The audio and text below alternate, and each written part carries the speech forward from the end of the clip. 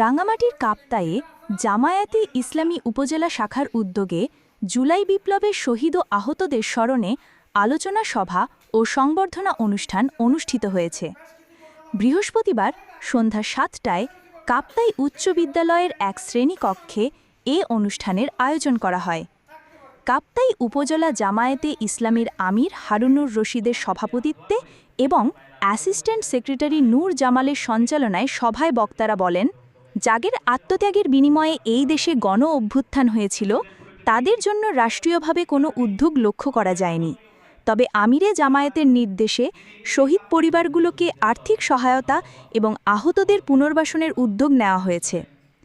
আলোচনা সভায় বক্তৃতা করেন আদর্শ শিক্ষক পরিষদের সেক্রেটারি শফিকুল আলম, ৪ নম্বর ওয়ার্ড জামায়াত সভাপতি মাওলানা আমির হোসাইন, আহত আন্দোলনকারী তাহসিন কাবির, ইমতিয়াজ আফসার চৌধুরী, ছাত্রশিবির চন্দ্রঘোনা শাখার সভাপতি শাহাদাত হোসেন ও কাপ্তাই শাখার সভাপতি ইসরাফিল সৈকত প্রমুখ।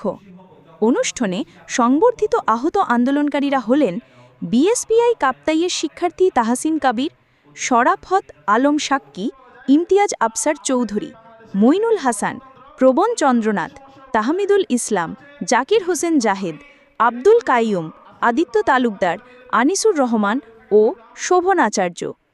অনুষ্ঠানে আরও উপস্থিত ছিলেন উপজেলা জামায়াত সেক্রেটারি সিরাজুল ইসলাম, সমাজসেবক নিজাম হোসেন, সাংবাদিক কবির হোসেন, রিপন মার্মা, জয়নাল আবেদিন সহ স্থানীয় নেতৃবৃন্দ।